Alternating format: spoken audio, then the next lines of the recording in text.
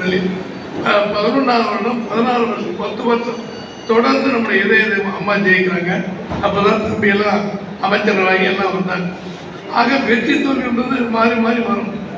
அதே நேரத்தில் ஒரு வெற்றி பாராளுமன்ற தேர்தல் சட்டமன்ற தேர்தலை பற்றி தெளிவாக சொன்னார் அருமை தம்பி தங்கமணி அவர்கள்.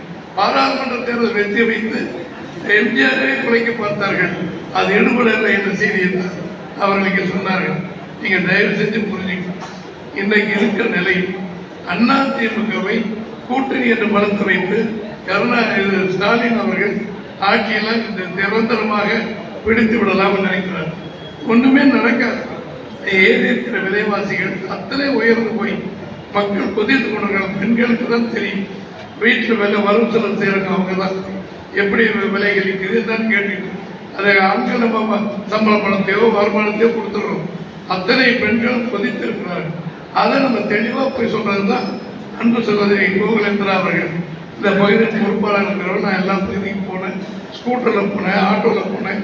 அப்படின்னு கல ஆய்வுன்னு நானும் மாண்புமிகு தம்பி திரு தங்கமணி அவர்களும் அருமை சகோதரி கோகுலேந்திரா வந்திருக்கோம்னா புதுசாக நாங்கள் பூத கண்ணாடி போட்டு கல ஆய்வெல்லாம் செய்யறது இல்லை. நம்மளே சுய பரிவர்த்தனை பண்ணிக்கணும்.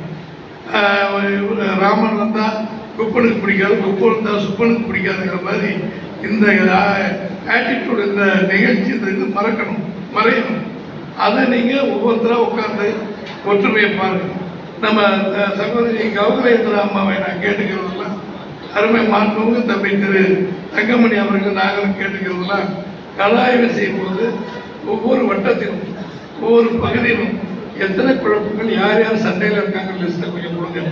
எல்லாரும் உட்காந்து நாங்கள் உட்காந்து பேசி யாருக்கு என்ன பதவி வேண்டும், எதனால பிரச்சனை அத்தனை நாங்கள் பேசி முதல்ல அது தீர்க்க வேண்டியிருக்கோம். உங்க பணி சொல்ல சொல்லியிருக்கேன். நீங்க புரட்சி தலைவர் எம்ஜிஆர் இருக்கும்போது கார்டும் தேவையில்லை, ஒண்ணுமே தேவையில்லை. அவர் சின்னம்னு அறிவிச்சுட்டாரு. வானொலியில சொல்றாங்க. அவன் கறிக்கட்டையில் போட்டு 2 லட்சம் நான் பண்ணேன் 72. திண்டுக்கல்ல தேர்தலில் நான் ஒரு தொண்டனா இருந்து பார்த்தேன்.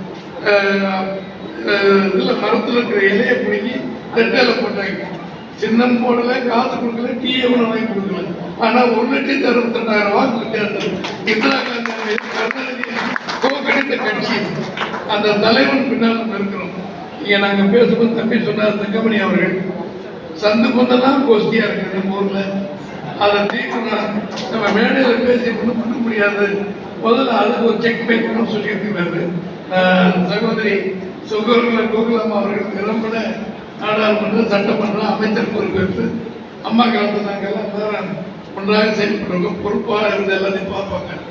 அதை நீங்க முதல்ல ஆய்வு செய்யலாம். தயவு இந்த வட்டத்தில் இந்த வட்ட செயலருக்கு அந்த பிரதிநிதிக்கு பிடிக்கல, இந்த மாவட்ட செயலருக்கு பிடிக்கல, அல்லது இன்னொருத்தருக்கு பிடிக்கல, அது இருந்துச்சுன்னா எடுக்க உட்காந்து பேசுவோம்.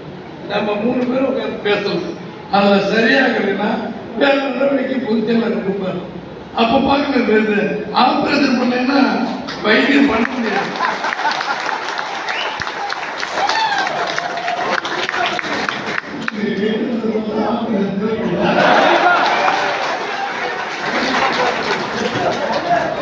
இல்ல இது எல்லா ஊர்லயும் இருக்கு.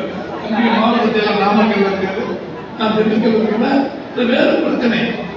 இங்க பல குழப்பங்கள் இருக்கிறத சொல்லி இருக்கிறாங்க.